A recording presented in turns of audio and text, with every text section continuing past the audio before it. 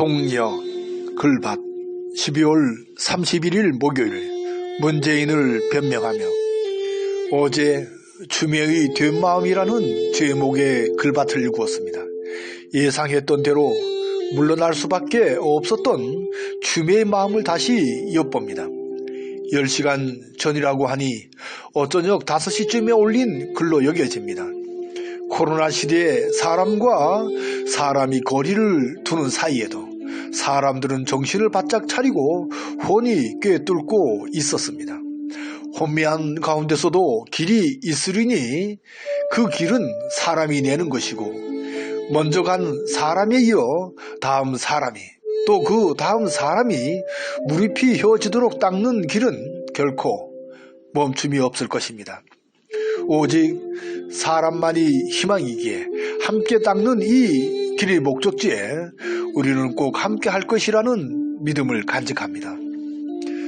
3년 6개월쯤 지난 2017년 5월 20일의 된 마음의 문재인이란 글밭 한 토막을 가져옵니다.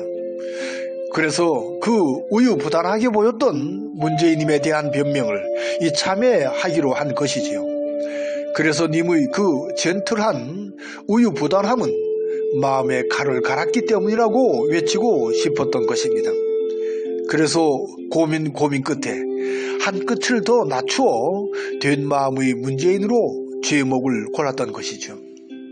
이때 잡았던 몇 개의 제목 중 으뜸 제목이 바로 문재인을 변명하며입니다.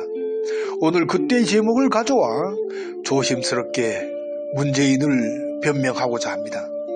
먼저 몹시도 몸을 살릴 수밖에 없는 문재인입니다.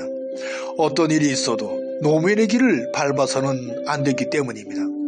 문재인을 끔찍이도 아끼는 여러 님들의 얼굴을 떠올려 봅니다. 그 중에는 그리 머지않은 때의 조국과 추미애가 있죠. 두 님은 문재인의 뜻인 검찰 개혁에 앞장서 이끌다 처참하리 많지 만신창이가 되었습니다. 어떤 잘못이라도 있어 된 마음의 문재인에게 읍참마속을 당한 것도 아닙니다. 어쩌면 이렇게 냉정할 수가 있는지를 곰곰이 씹어봅니다. 사람이 먼저라고 했지만 그건 둘째인 듯이 보입니다. 의리라고는 털끝만치도 없는 비겁한 사람으로 익혀질 수도 있습니다.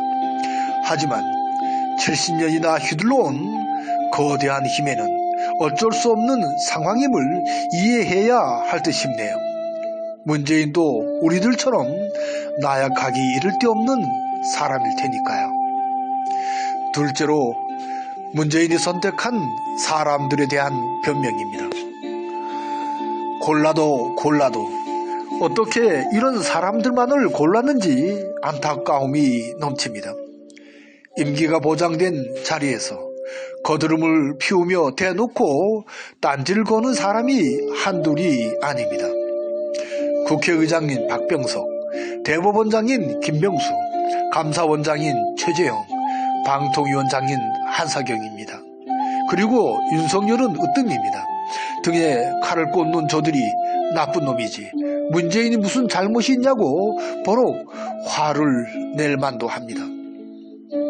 용기 없는 문재인에게 노무현을 이재명을 결코 기대할 수는 없는 노릇이니까요. 착한 문재인에게 너무 많은 것을 바라는 우리 촛불 시민들인지도 모를 일입니다. 그래도 저 수구 꼴통에 비하면 꽤나 괜찮은 사람인 것은 분명하니까요. 촛불혁명이 결국 여기까지일지도 모른다는 생각이 들어 그저 비통한 심정입니다.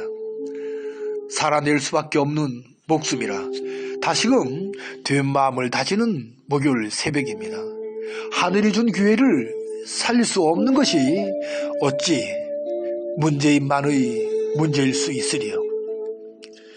경자는의 끝에서 코로나를 이겨내고 촛불이 꺼지지 않는 신축년을 그려봅니다. 고맙습니다.